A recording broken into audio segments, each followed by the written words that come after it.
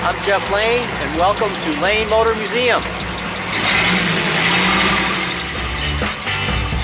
Located in Nashville, Tennessee, the 144,000 square foot facility is an automotive haven for the forgotten, the unseen, and the unbelievable. Jeff's collection is a hobby turned passion, and that passion turned into a museum that hosts 550 of the most unique vehicles in automotive history. Some people think that I'm car crazy, but I think you probably have to make your own decision on that.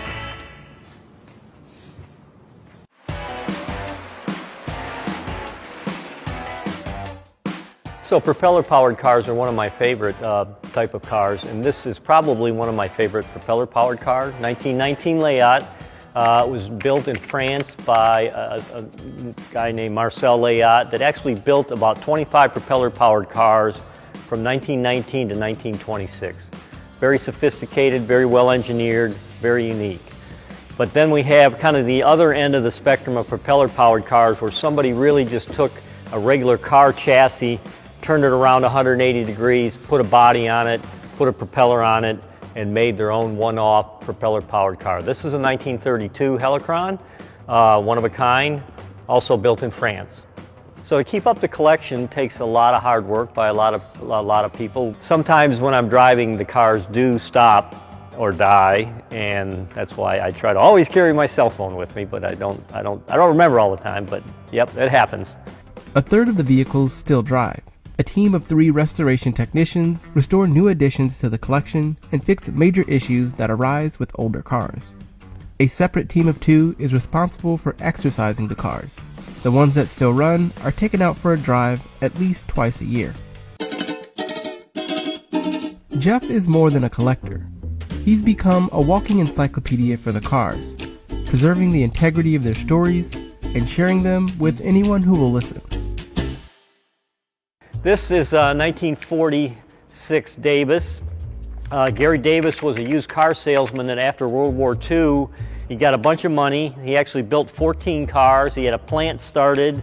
He wanted to go into production. He needed more money to go into production. He went back to his investors and asked them for more money, and that upset them because they thought the $1 million they put in initially was enough to get everything going. They actually sued him. He ended up in jail, and that was the end of the Davis story, except the 14 cars still exist. The massive collection started with a Christmas present when Jeff was just 12 years old. From that, he restored his first car, an MGTF that sits in the collection to this day. Now, the cars that Jeff collects come from all over the world. The way we find vehicles, there's a lot of different means for that. Some of them find us. Being a museum's a really good resource. People have unique different cars. They think, I don't want to sell my car. I don't want to just put it on eBay. So they'll contact us. That's one way. We also do a lot of searching ourselves. We also have other people, that kind of know what we're looking for. We have contacts in Germany that we can call a person and say, hey, we're interested in this car. Can you go look at it, or talk to the person, or things like that. Jeff's collection turned museum is focused on collecting, preserving, and documenting the history of transportation. And after 40 years, Jeff shows no signs of slowing down.